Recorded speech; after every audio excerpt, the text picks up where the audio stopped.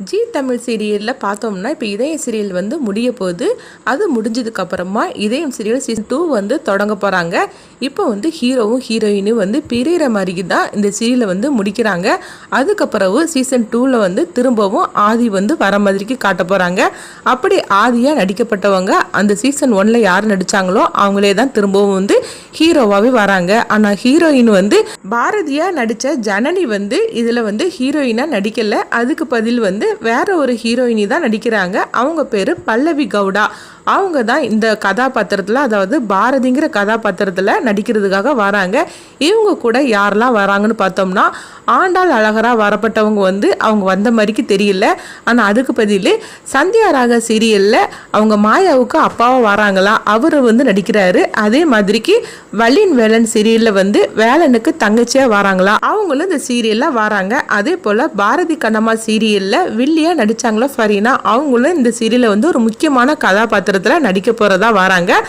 இதயம் சீரியல் வந்து சீசன் 1ல் நடித்த மற்றவங்களாம் இந்த சீரியலில் வந்து வராங்களா என்னன்னு தெரியல. முக்கியமான கதாபாத்திரத்தில் நடித்த ஆண்டாள் அழகர் வந்து இந்த 2வது சீசனில் வந்து அவங்க வராங்களா அப்படின்னு சொல்லிட்டு நம்மளுக்கு தெரியல. ஆனால் இவங்களாம் ஒரு முக்கியமான கதாபாத்திரத்தில் வராங்க. இதயம் சீரியல் வந்து சீசன் 1 வந்து ரொம்பவே சூப்பராக தான் போயிட்டு இருந்தது.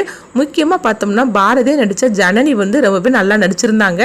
ஆனால் இப்போ 2வது சீசனில் வந்து அவங்க இல்லை, பல்லவி கவுடா தான் வந்து அந்த கதாபாத்திரத்துக்கு அவங்க வராங்க.